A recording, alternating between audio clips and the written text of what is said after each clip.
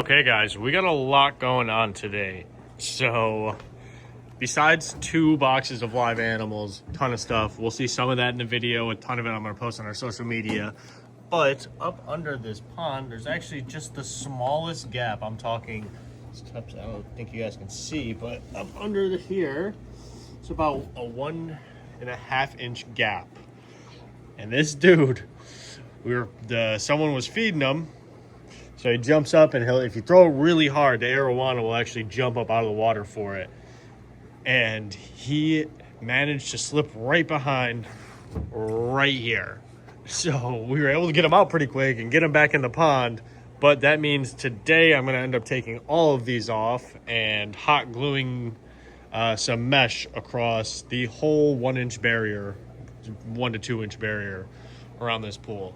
So that will be a fun task for today. And then yeah, some of these reptiles are very cool, so I'm excited to show you guys, but we'll get into that in a little bit.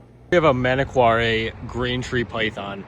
Now typically your tree pythons can be pretty feisty. Almost everything that's a boreal is going to be pretty feisty, but this locality is actually known to be pretty darn nice. I don't really worry about him biting me, but just such an awesome species. It's a pretty rare one right here. I got a female too I'm about to get out and get a picture of, but first one of the day. Look at that dude. What's up, bro? I know, I was helping the UPS guy with crickets, and this is where you managed to go. Look how good he looks. Here I have a New Guinea legless lizard. Now, we've had the Europeans last week. Oh, there's a good example of what I was looking for. So that's its actual cloaca. Then the rest of this is going to be the tail after that little bridge right there. So their body looks at this size about 6-7 inches. And then the rest of this 16-inch lizard is tail. But a super cool species. Now, these are a little bit trickier than the European lizards to take care of. As in their diet is very niche, which means these guys are reptile eaters. So primarily in the wild, they actually eat skinks, geckos, agamids, and sometimes snakes. But a very specialized diet, a very cool snake. Or gosh, I just called this thing a snake. This is a lizard.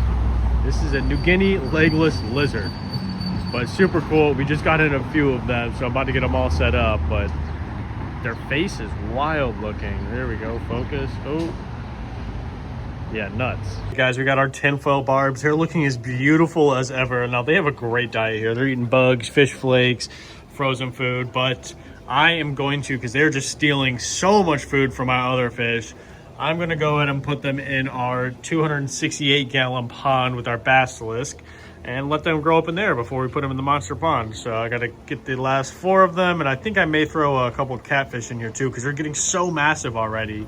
And once they get in this pond, they're really going to have another growth spurt. Okay, we got 2 more in here. And gosh, this orange is beautiful. I do have a little soft spot for these guys, even though they're not my original monsters that I love, but can't complain with that. Get that red-tailed tiger shovelnose hybrid. Now, when I got him, he was even smaller than that red tail, and by far, this dude has the fastest growth rate in this tank. But I'm about to get him acclimated into the pond, and we're gonna get him in there with the basilisk. All right, and we got the last fish I'm moving. This is a normal tiger shovelnose cat, and he has also grown extremely fast compared to all the other fish in that tank. So he's going in this 300 gallon. I'm about to acclimate him, and the next time y'all will see him, maybe I'll have some underwater footage. It's tough with the cats though. Everyone's stressed out. It was tough to catch those fish out of here, but so it's left in here. I got another baby tiger shovelnose hybrid. I have 1 red-tailed catfish sitting in here. We got our Florida gars, peacock bass, silver arowanas, and of course the 2 northern pike.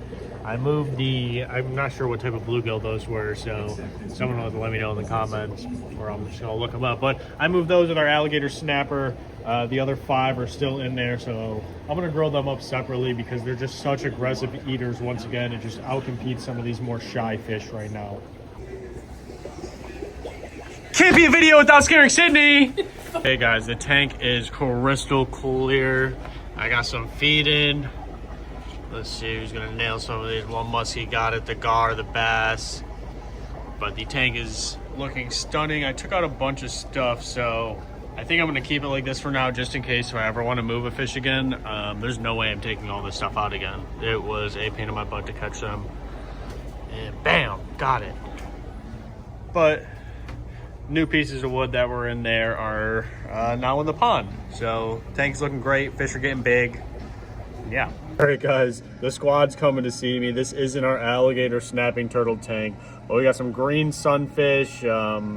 I can't remember what this is. I just looked you up, dude. Well, someone in the comments may know, but the fish are doing pretty good in here. This is about a week on, and yeah, I got a giant minnow in here too, but just want to let you all know that they're doing great. And Snappy, despite trying with his most valiant efforts, can never seem to catch the live fish I put in here. So I really use this 300-gallon as a grow out, which I love. Look at that boy. It's just a full belly on him. Like a peacock bass right behind him. See if I can sneak over here. My Florida gar, and there's the other pike. And yeah, I don't know. There's a red-tailed cat. He lives kind of just under there. Now I redid this a bunch. There's the other Tigris hybrid. And when I got the other one was just his size. I don't know what was in the food I was feeding that one red-tail hybrid, but he's now in a 300-gallon because he outgrew this. Got my handy dandy hot glue gun. Got some mesh cut out. And you see it's not going to be the prettiest sight, but it is going to be a sturdy sight. So I'm going to pretty much just patch this all the way around the whole pool and to the pond. And that way my jump scare will never, ever, ever happen again.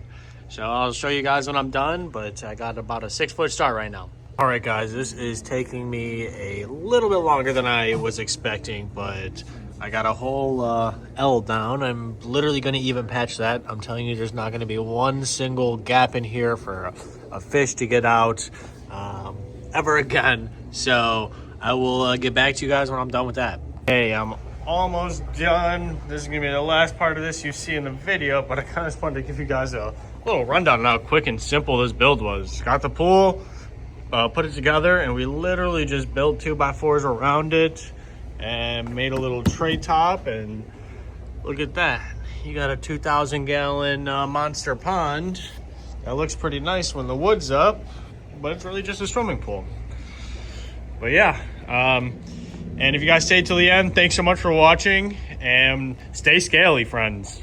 All right, guys, that was it for the video, and if you stayed till the end, thanks so much. We appreciate the support. Drop a like, hit that subscribe button. It goes a long way for us, and stay scaly, friends.